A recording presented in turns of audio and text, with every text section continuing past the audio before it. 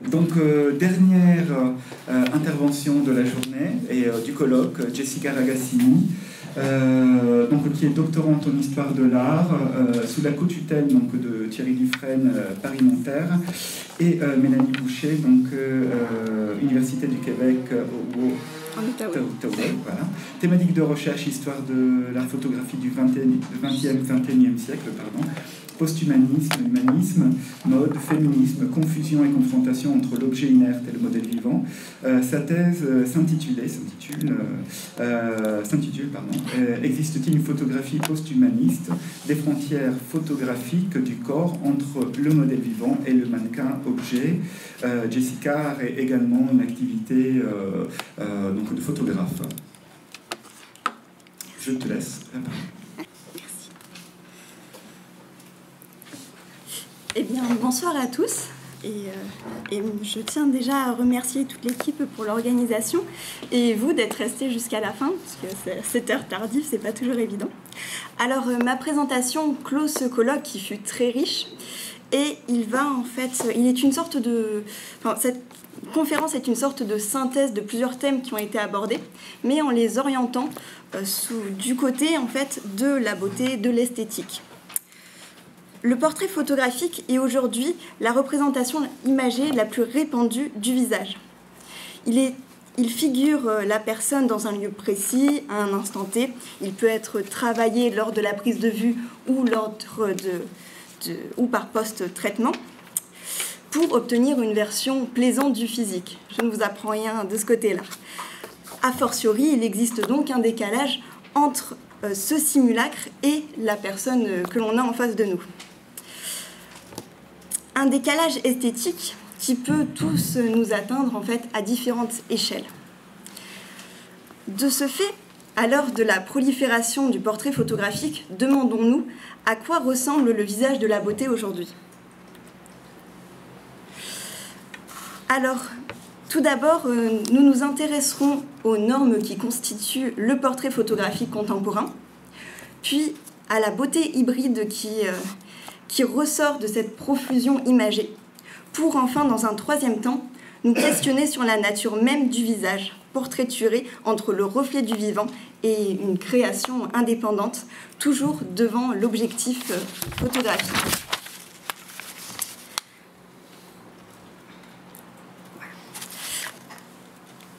Alors, les analyses sur la beauté sont sans doute aussi anciennes que l'art lui-même, mais je me permets d'ouvrir une petite parenthèse pour vous montrer l'actualité de mon sujet, puisque quelques semaines après la rédaction de cette conférence, je suis tombée sur le dernier numéro de Beaux-Arts Magazine, qui s'intéresse justement à la question de la beauté dans l'art contemporain. Alors, pour ma part, j'ai choisi vraiment de me focaliser sur le médium photographique, puisque c'est plus mon sujet de recherche, et en plus de ça, le D Magazine a réalisé une étude qui, selon elle, qui considère que la photographie serait le médium de la représentation du beau pour les Français. Alors, il paraît évident que toutes les catégories photographiques ne sont pas destinées à représenter le beau. C'est le cas notamment de la photographie d'identité. Pourtant, je ne pense pas avoir été la seule à recommencer 3 fois ma photo d'identité parce qu'elle ne me convenait pas, et avoir toujours un petit sentiment de honte quand j'ouvre mon passeport. Voilà. Parce que, justement, on veut que cette photographie montre notre identité, nous montre de manière plaisante. On veut se reconnaître dans celle-ci. Sauf peut-être dans le cas de Raphaël, mais bon. Alors ici, le terme identité est particulièrement important. Il représente le caractère permanent d'une personne et fondamental d'une personne ou d'un groupe. C'est donc ce qui l'individualise, c'est ce qui la singularise. Elle est extrêmement codée et pour cela, il faut se tenir face à l'objectif, être sur un fond neutre, avoir les cheveux détachés, ne pas porter de lunettes, etc. Et surtout, avoir un visage neutre. Pourtant, nos expressions faciales sont tout aussi normées que ce que l'on nous demande, comme on peut le voir avec les études des patients de Lebrun. Donc, de la même manière, les débuts de la photographie ont également étudié les expressions du visage que l'on retrouve dans l'art contemporain, notamment avec cette performance d'Arthur Elsénar.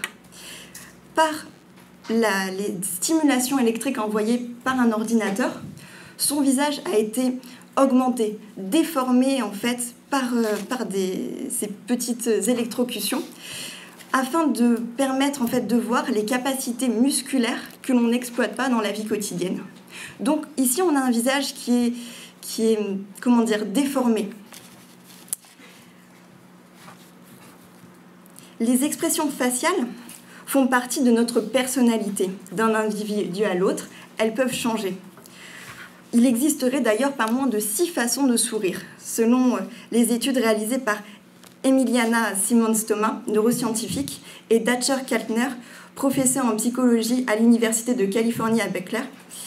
Et le chirurgien dentaire, le docteur Édouard Chollet, rajoute qu'il existerait, en plus de ces 6 catégories, plusieurs sous-catégories de sourire. Et ce sourire permettrait d'ailleurs une meilleure réussite, une meilleure intégration, et en plus de ça, serait un atout important de l'apparat de séduction. Pourtant, dans les années 60, la femme idéale, pin-up, souriante, est devenue une femme poupée, mince, androgyne, avec de grands yeux, un visage anguleux et sinueux, incarné par le modèle Twiggy.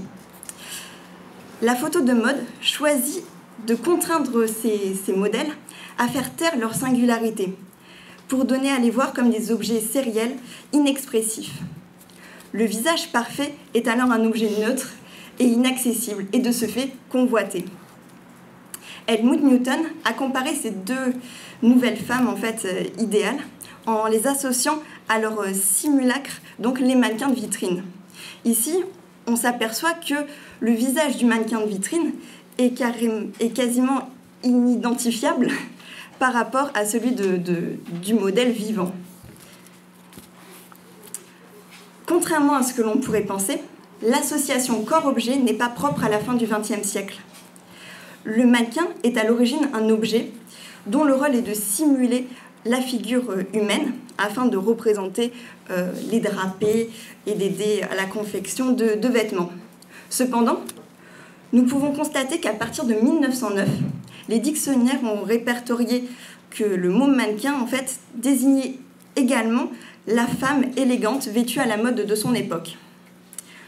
À ce moment-là, l'objet devient un sujet à imiter et non plus l'inverse.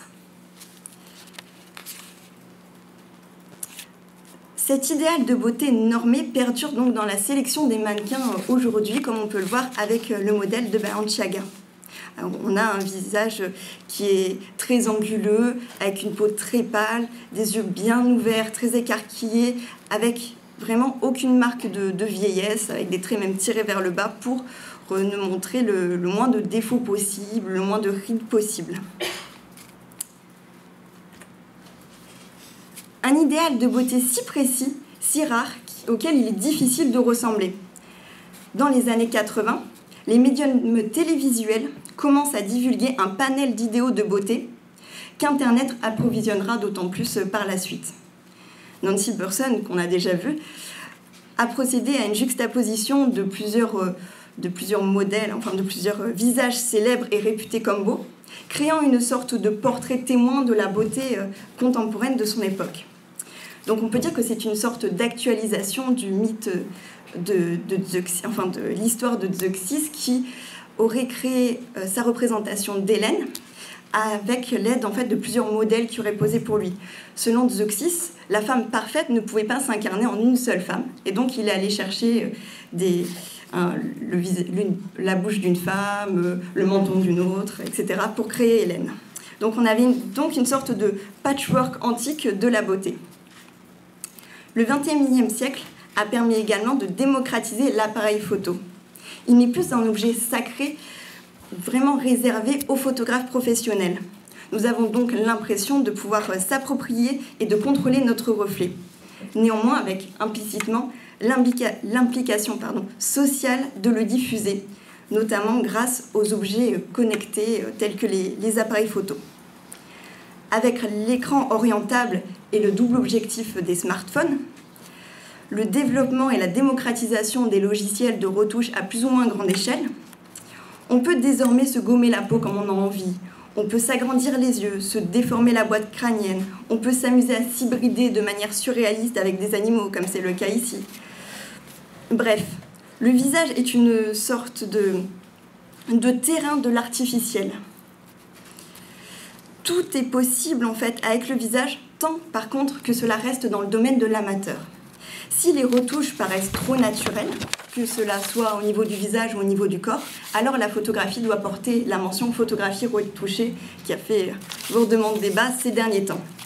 Pourtant, André Kuntert nous a dit, a fait une conférence dans laquelle il disait que c'est presque bête de mettre en fait cette mention de photographie retouchée, puisque aujourd'hui, on sait que quasiment toutes les photographies sont retouchées. Ce serait peut-être plus pertinent de mettre photographie non retouchée que mettre qu'elles le sont. Mais que faire des photographies dont le visage en fait est déjà retouché dans la vie réelle? Devons-nous rajouter la mention visage physiquement transformé? Le visage à la fin du XXe et au début du XXIe siècle est également celui qui semble nous appartenir au-delà du simulacre. Il est ce que l'on voit en premier chez un individu. Et la diversification des modèles contemporains ont permis en fait, de pouvoir se modeler notre personnalité et se modeler ce visage. Donc pour cela, on peut procéder à des épilations, on peut procéder à l'utilisation de maquillage, ou avec des teintures, ou on peut aussi également passer par une chirurgie esthétique. C'est le cas notamment pour Rodrigo Alves, qui d'ailleurs a été arrêté récemment puisque sa photographie de passeport ne correspond plus à son visage réel maintenant, en fait. Donc, le visage est un idéal, en fait. Un idéal qui peut être à la fois humain, qui peut être aussi animal, qui peut référer à un objet comme à la poupée Barbie. On a de plus en plus de personnes qui font de la chirurgie esthétique pour ressembler à Ken ou à Barbie. Mais il peut être aussi l'objet d'une philosophie. Il peut être un élément médiatique, comme c'est le cas de Natasha Vita-More, qui est une grande figure du transhumaniste, et qui, selon elle, grâce à la technologie, le vieillissement corporel serait une donnée facultative. Son visage illustre donc son engagement.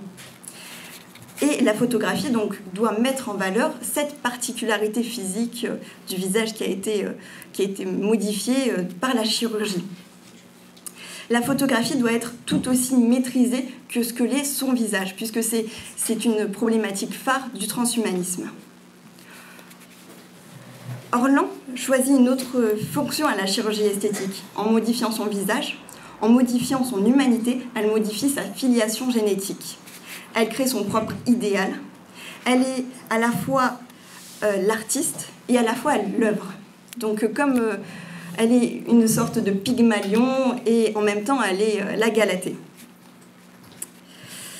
Le dispositif photographique permet à la fois d'immortaliser la performance, de la diffuser, en plus de souligner ses métamorphoses présentées comme un objet d'art. L'ajout de prothèses physiques ou virtuelles permet de se réapproprier le visage en lui donnant un aspect surnaturel, presque futuriste, post-humain. Donc voilà, le dispositif photographique permet donc d'immortaliser sa performance, de la diffuser et de souligner donc la particularité de ces métamorphoses présentées comme un objet d'art. Donc l'ajout de prothèses peut être à la fois physique ou virtuel. Il permet donc de se réapproprier le visage en lui donnant un aspect surréel, futuriste, post-humain. L'objet et le visage, dans ce cas-ci, ne forment plus qu'un, tel l'humanoïde. Et ainsi, l'objet crée une plus-value sur le visage. De nouveau, le modèle, en fait, devient inaccessible, devient un fantasme que l'on va convoiter. Il devient un objet imaginaire entre l'être humain, la prothèse, à la fois amusant et séduisant. Nous sommes donc à la limite déjà du portrait. Nous sommes dans une sorte de post-portrait, qui peut largement se distinguer de ce qu'on a en face de nous dans la vie réelle. Le portrait n'est plus une simple image produite par un Kodak sur lequel il suffisait d'appuyer sur le bouton, comme le disait le slogan de 1889. D'un côté, il y a l'être humain vivant, de l'autre, l'image, l'hybridation, la photo de ce à quoi nous voulons ressembler. Et donc, comme on l'a déjà dit plusieurs fois, qui se différencie et se dissocie de son référent. Néanmoins, le portrait photographique concerne-t-il seulement le beau ? Bien sûr, la réponse est non. Donc, comme on peut voir avec Aziz et Kircher, ici, on a vraiment en fait une volonté d'effacer le visage, d'effacer l'identité, de rendre ce portrait vraiment anonyme. Comme ce fut également le cas pour le Slenderman, qui est une mythologie photographique numérique créée par Victor Surge en 2009. En fait, je ne sais pas si vous connaissez vraiment le Slenderman. Non. Alors, c'était pour un concours Photoshop, et dans lequel, en fait, la seule consigne était d'intégrer un élément de paranormal dans une photographie de manière qui laisse à croire qu'il s'agit d'un élément réel. Donc c'est ainsi qu'est né le Slenderman, donc l'homme sans visage à figure mince. Donc ça, c'est la photographie qui a gagné. Comme on ne le voyait pas beaucoup, j'en ai mis une autre. Et toute une mythologie en fait numérique s'est développée autour de lui, si bien que des personnes maintenant sont persuadées d'avoir déjà croisé le Slenderman, alors qu'il n'a jamais existé avant 2009, et que même en 2012, deux petites filles ont tué une de leurs copines en disant qu'elles voulaient en fait rencontrer le Slenderman grâce à cet acte. Comment ? Je crois qu'elles l'ont tué, ou sinon, enfin ils l'ont bien poignardée, je sais pas. Il me semble qu'elle a été tuée. Voilà, donc... mais donc, pourquoi en fait cette image est inquiétante du Slenderman, entre autres ?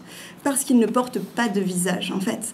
C'est effacer le visage d'une personne, ou retirer son visage ou le cacher, va engendrer un sentiment d'insécurité chez nous. Une insécurité qui est d'ailleurs très exploitée, en fait, dans la science-fiction et dans tous les films d'horreur, en fait, où on a ces monstres avec des visages hybrides ou qui n'ont pas de visage, justement.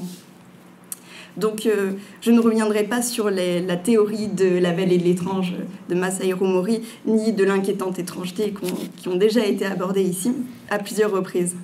Donc, on a des techniques qui sont habituellement utilisées pour créer le beau, des techniques de type Photoshop, mais qui sont également exploitées pour créer donc l'étrange, l'inquiétant et le malaisant. Cindy Sherman, comme Ayano Subo, donc, questionne la nature du portrait.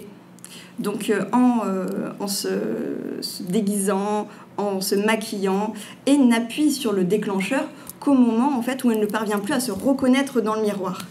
Ainsi, sommes-nous face à des portraits ou à des autoportraits ? Donc, c'est une question qui reste assez ouverte. Elle dit que ce ne sont pas des autoportraits, que ce sont des portraits. Voilà. Elle sait aussi jouer avec l'horizon d'attente du spectateur. Lors de son exposition Sex Pictures, ici, qui ne représentait cette fois-ci que des mannequins en fait, qui ont été souillés et démembrés et, avec des poupées, des spectateurs en fait, sont sortis de la salle totalement furieux et outrés parce qu'ils ont cru reconnaître en fait, le visage de Cindy Sherman à la place de ceux des mannequins. Donc là encore, sommes-nous devant les photographies de nature morte, en fait, puisqu'il ne s'agit que des objets, ou face à des autoportraits, vu que les visiteurs les ont interprétés comme tels. Le portrait de la beauté concerne-t-il seulement le visage humain, après tout ? Et je vais vous laisser quelques secondes, en fait, pour admirer cette photographie de Stacy Lane.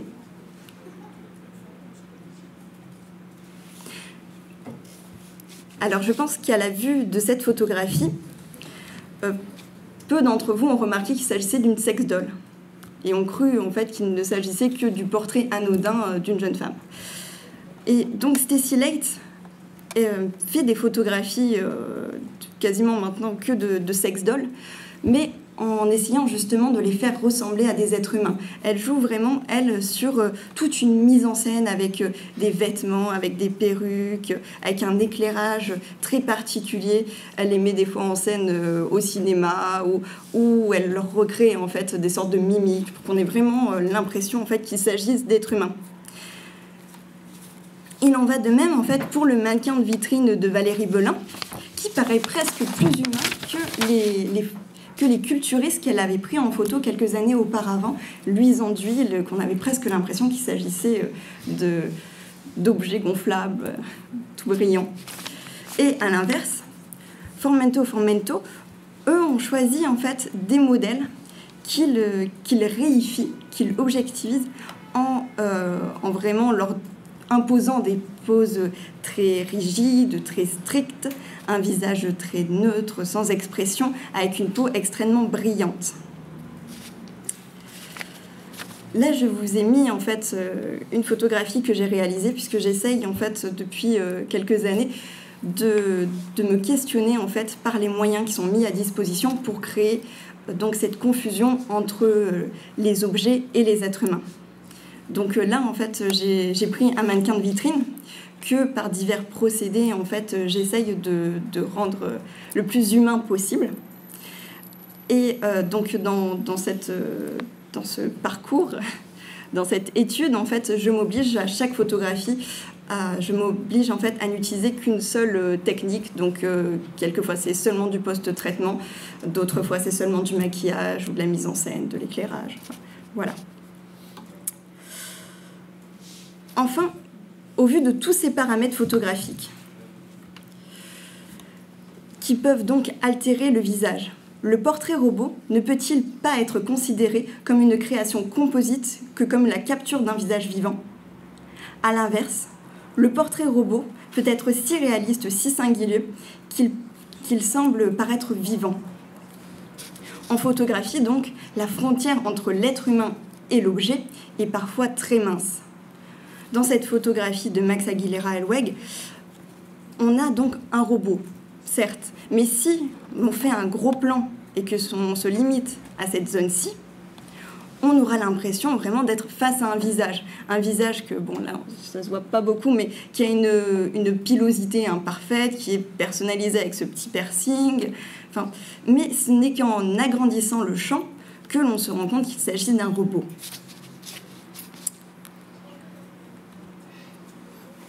Je conclurai donc, mesdames et messieurs, très brièvement. Le portrait robot de la beauté aujourd'hui est un condensé de multiples visages hybrides, de contraintes identitaires, sociales et technologiques. Il repose sur des normes et sa diffusion est conventionnée.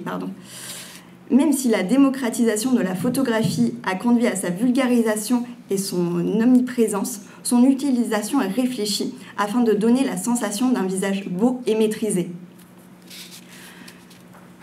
Son reflet est un dédoublement du visage physique. Il peut se décliner en différentes images.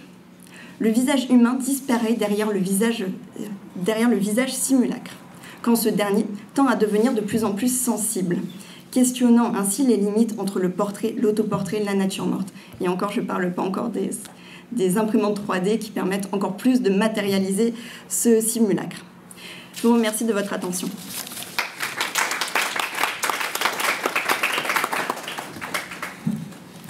Merci beaucoup, Jessica, pour cette dernière intervention. Désolé pour cette coupure. Donc, une intervention effectivement qui interroge cette question de rapport au modèle, effectivement, représentation et le va-et-vient, surtout aujourd'hui, dans une période effectivement où la question robotique, aussi empathique, on en a largement parlé, est omniprésente.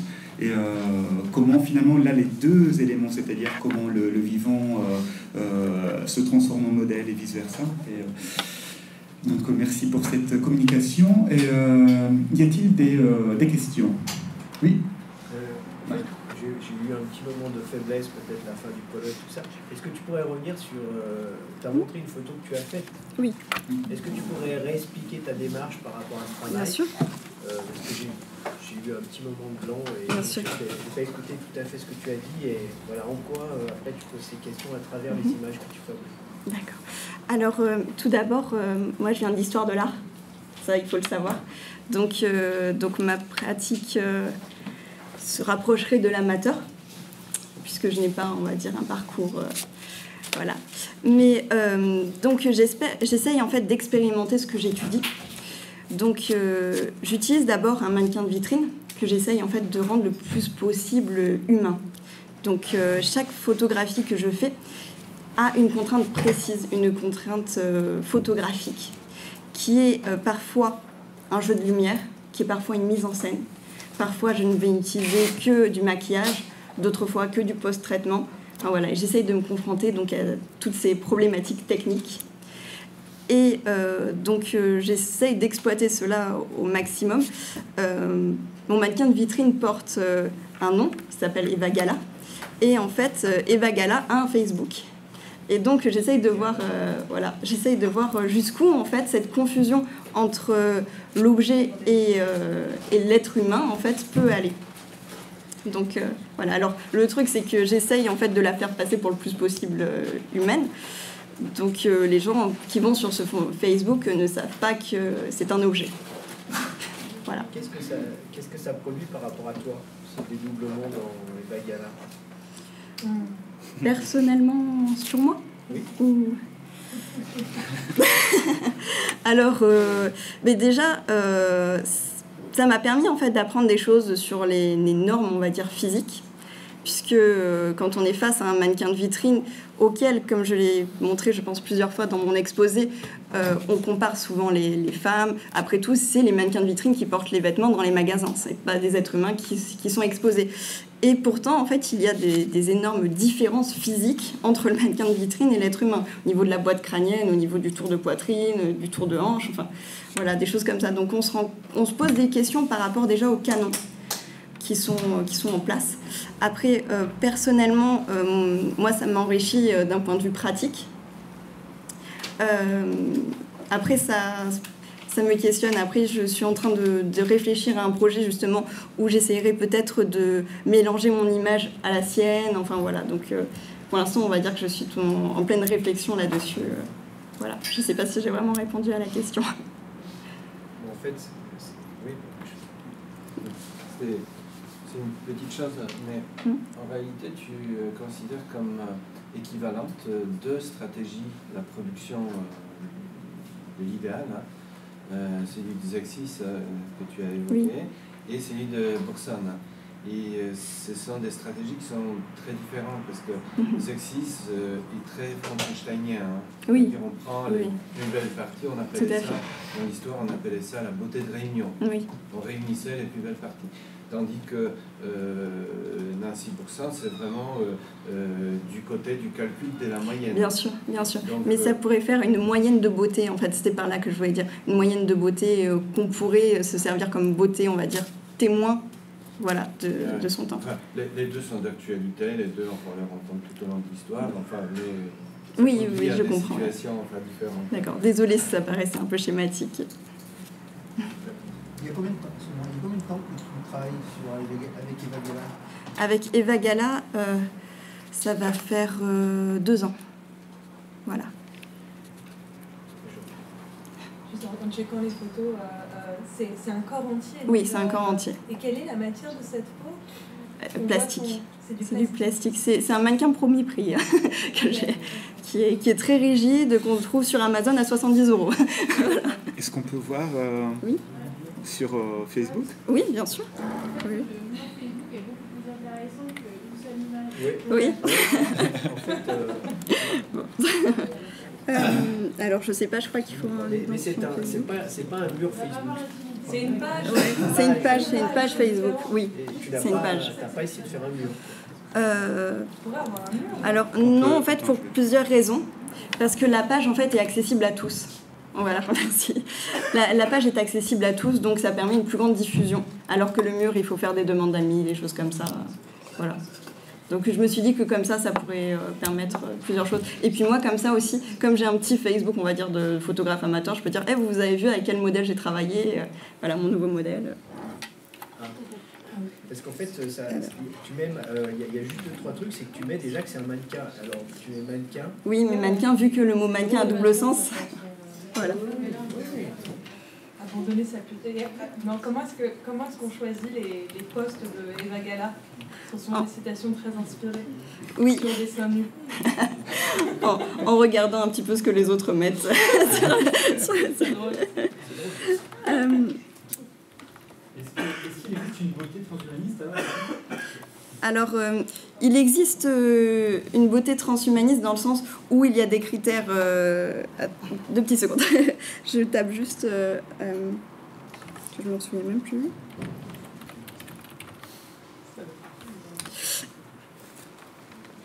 Non, déjà. Alors... Voilà. Alors... Je peux Presque. Voilà. C'est vrai qu'elle a un profil que de chercheurs. Tu lui fais un profil et que tu acceptes effectivement des amis, puis ce serait qu'une communauté d'académiciens, ce serait... C'est vrai. Oui, c'est bon. Merci. Tu devrais nous montrer cette page parce que... Voilà. Alors, pour répondre donc à la question s'il existe une beauté transhumaniste, c'est un peu compliqué puisque le transhumanisme est porté vraiment par Natacha Vita-More, donc qui a, elle, ses critères elle a fait un petit manifeste.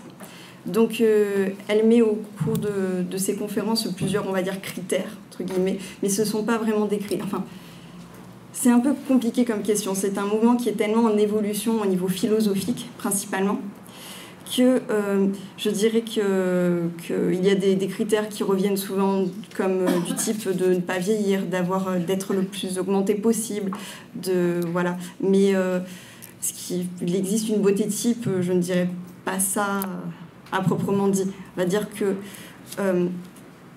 en tout cas, ce qui revient tout le temps, c'est que la technologie va permettre en tout cas d'en avoir une. Voilà. Oui. Et vraiment là-dessus, oui. Je ne sais pas si c'est clair pour tout le monde, l'eugénisme trouve sa suite dans les transhumanismes. C'est-à-dire qu'on sort de la Seconde Guerre mondiale et personne n'est condamné pour l'eugénisme. Oui. Et le premier directeur général de l'UNESCO s'appelle Julian Huxley, c'est le frère d'Aldous. Et quand il publie les documents l'UNESCO Notre Philosophie, on est en 46-47, le mot eugénisme, c'est 5 fois par page. Hein. Oui. Il faut le savoir.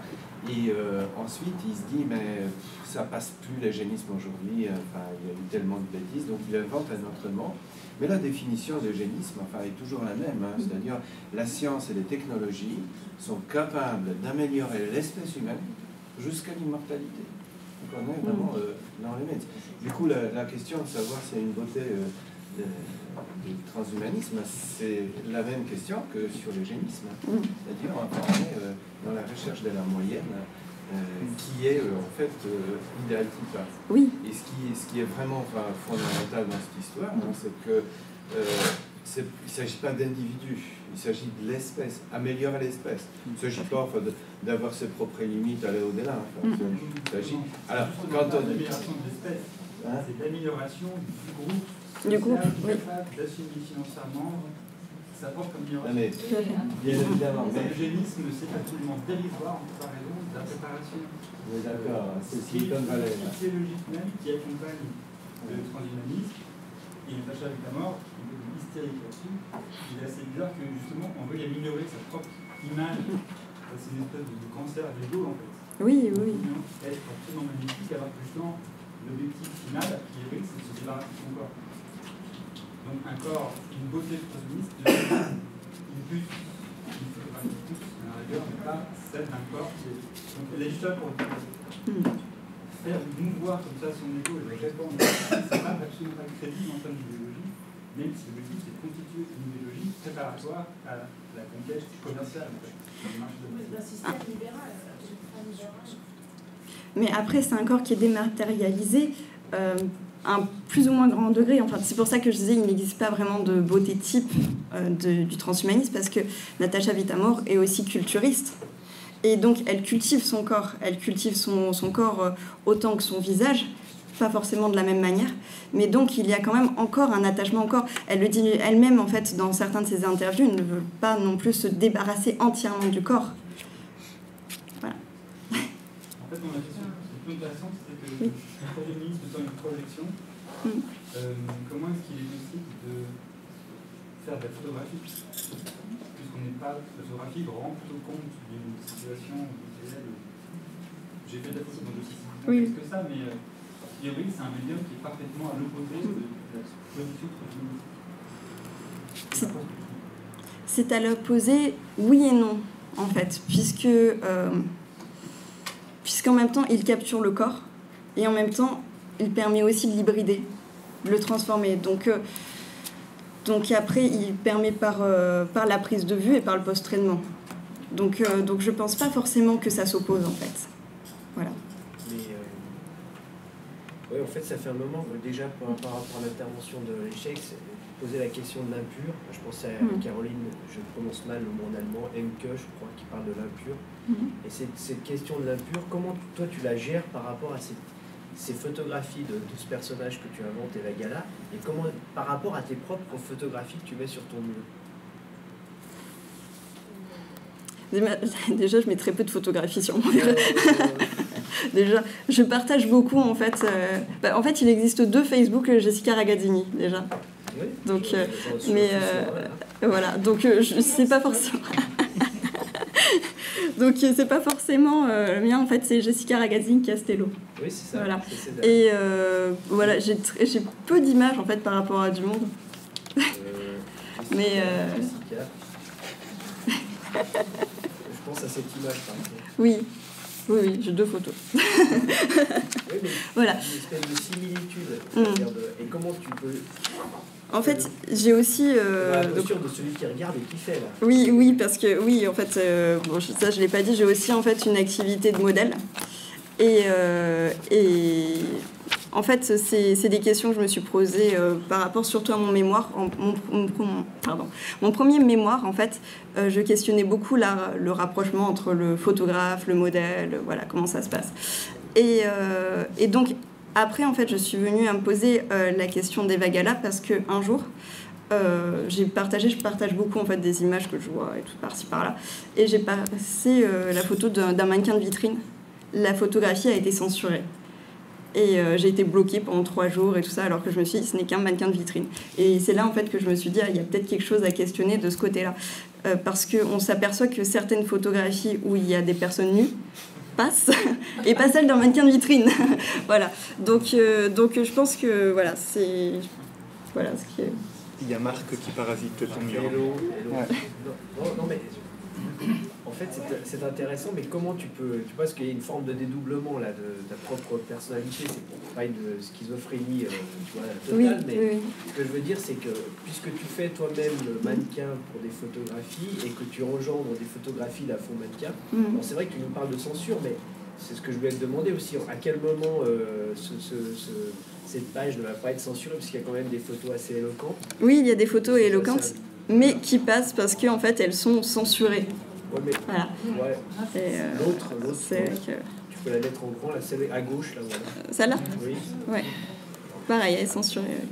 Non, ça passe. Facebook accepte, là, il n'y a pas de souci. D'accord. Voilà. Parce que voilà, ce qui dérange Facebook, voilà, ce sont les tétons et choses comme ça. Donc voilà. Pas les tétons masculins, mais les tétons féminins. Il y a même des artistes qui sont allés justement coller des tétons masculins sur des femmes. Et ça passe.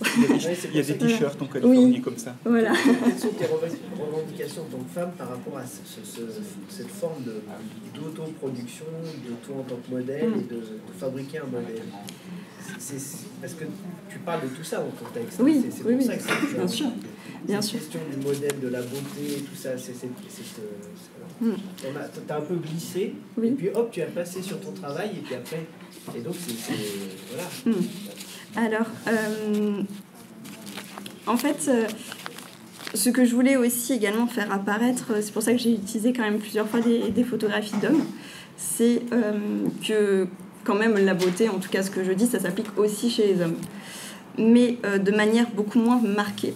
Donc on peut y mettre plusieurs questionnements par rapport à ça. Est-ce que c'est une tradition? Est-ce que en tout cas dans notre société, on a encore les femmes qui sont plus comment dire, c'est pas forcément objet, mais en tout cas qui sont plus réifiés, voilà, en tout cas par la société. Donc voilà, il y a... Tout à fait. Mais c'est encore les hommes qui sont à la tête des plus grands magazines féminins, donc c'est toujours, voilà, on a toujours de toute façon une certaine instrumentalisation. Mais voilà, j'aurais pu également prendre un mannequin de vitrine homme. Non, mais en fait, que ça... tu as prononcé le bon mot dans cette idée d'instrumentalisation. Comment tu te places, à quel niveau et pourquoi? C'est ça qui m'intéresse. Pourquoi tu instrumentalises un corps féminin de la même manière que toi tu as instrumentalisé en tant que corps féminin? Tu vois, il y a une espèce de mise en abîme comme ça, en fait, de l'idée du corps féminin, quoi. Et par rapport à ce canon, entre guillemets, de la beauté que tu poses c'est ça qui m'intéresse. Peut-être inconsciemment, parce que je suis déjà une grande passionnée par le corps humain. Après, par le corps féminin que je trouve par rapport à ses courbes plus esthétiques que le corps masculin. Après, où je me place moi personnellement dans ces questions par rapport au féminisme, étant historienne de l'art, j'essaye de prendre toujours le plus de recul possible, ce qui n'est pas toujours évident. Mais dans ma production personnelle, on va dire qu'il y a un aspect de séduction. Parce que moi aussi, quand je suis en photographie, j'aime me plaire déjà. Donc j'essaye de me questionner en me disant qu'est-ce qui plaît à la fois aux hommes et à la fois aux femmes. Voilà. Grande question. Carole? Oui, en fait, moi ce que je trouve intéressant, qui a forcé le trait, c'est que l'image est assez ambiguë, on ne sait pas trop si on est avec un transsexuel. Oui. Et parfois les images dans le flux marchent assez bien dans cette ambiguïté du genre, je trouve, et de la mise en scène. Et je pensais à une pièce de théâtre de Gisèle Vienne qui s'appelle Showroom for Dummies. Oui. Et en fait, elle utilise autant, c'est vraiment sur les stéréotypes. Et là, les mannequins en plastique, autant que des mannequins des corps matériels, humains. Et elle joue vraiment là-dessus. C'est-à-dire que la pièce de théâtre, elle est vraiment, la chorégraphie, joue sur exactement ce type d'ambiguïté. Et là, entre quel corps et comment nos postures, stéréotypes, durent d'un regard masculin, parce que c'est une chambane aussi, c'est un appareil photo, c'est un regard masculin. Tout à fait. Sur le tableau. Ils sont pas les autres corps. Et aussi, ce que j'ai oublié de préciser, c'est que toujours aussi, je m'impose, même si quand j'utilise en fait le traitement, le post-traitement, à toujours laisser des parts plastiques, vraiment, au sens propre du terme. À Eva Gala, en fait, je ne retouche jamais la bouche ni le nez. Ça, ce sont vraiment des choses que j'essaye en fait de m'obliger. Après, selon les contraintes que je me mets, je m'autorise plus ou moins de choses. Voilà. Ils